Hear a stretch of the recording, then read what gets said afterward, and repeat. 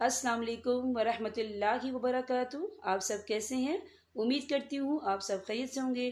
آج کا ہمارا ٹاپک جو ہے سورہ النساء ہے، آیت نمبر 66 سے لے کر آیت نمبر 69 تک۔ آئیے سورہ النساء سے اپنے سبق کا آغاز کرتے ہیں۔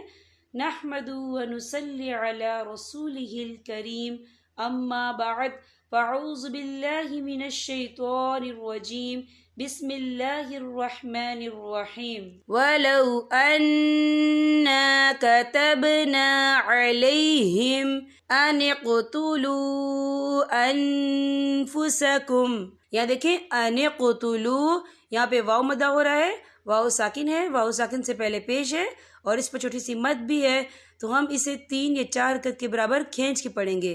کیسے؟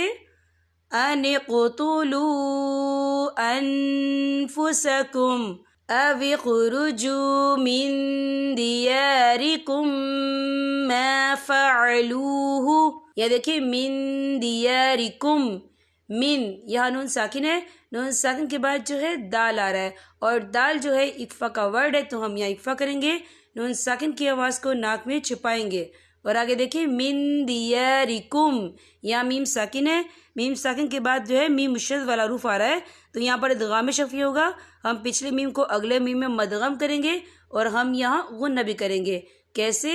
من دیارکم ما فعلوه الا قلیل منہم، یہاں دیکھیں الا قلیل، یہاں لام کے پر تنوین ہے، تنوین کے بعد جو ہے میم آ رہا ہے، میم جو ہے حروف یرملون میں سے ہے، تو یہاں پر ادغام ہوگا، تو ہم اسے غنے کے ساتھ پڑھیں گے۔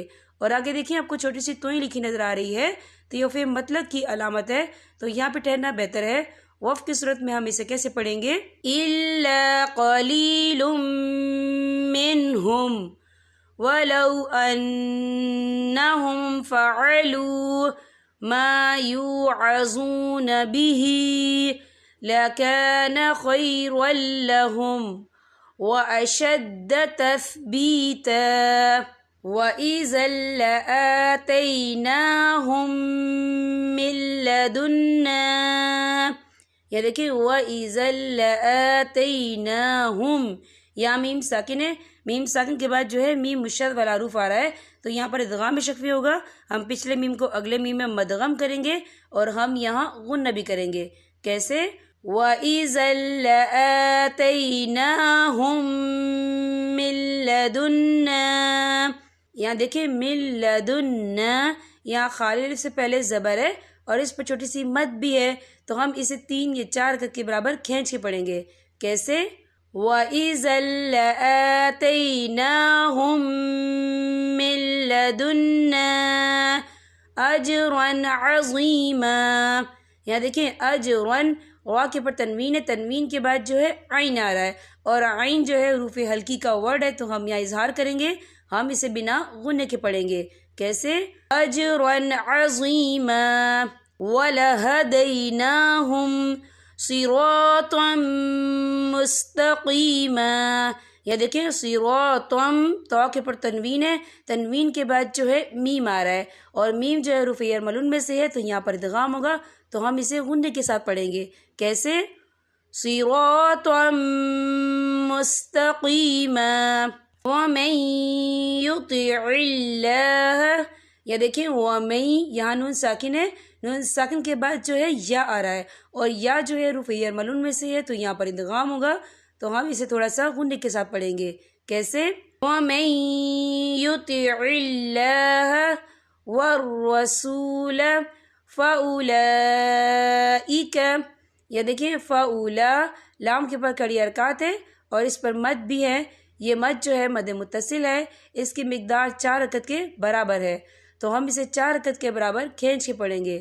کیسے؟ فَأُولَئِكَ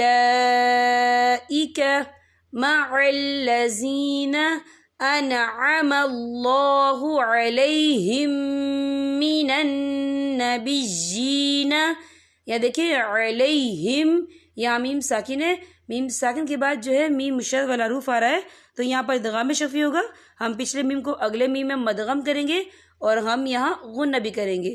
کیسے؟ انعم اللہ علیہم من النبيين والصديقين والشهداء. یا دیکھیں والشہداء، یہاں خالد سے پہلے زبر ہے اور اس پر مد بھی ہے. یہ مد جو ہے مد متصل ہے، اس کی مقدار 4 حرکت کے برابر ہے، تو ہم اسے 4 حرکت کے برابر کھینچ کے پڑھیں گے. کیسے؟ والشہداء والصالحین. یہاں دیکھیں آپ کو چھوٹی سی جیم لکھنا نظر آ رہی ہے، تو پھر جائز کی علامت ہے، تو یہاں پہ ٹھہرنا بہتر ہے. وَحَسُنَ أُولَئِكَ رَفِيقًا.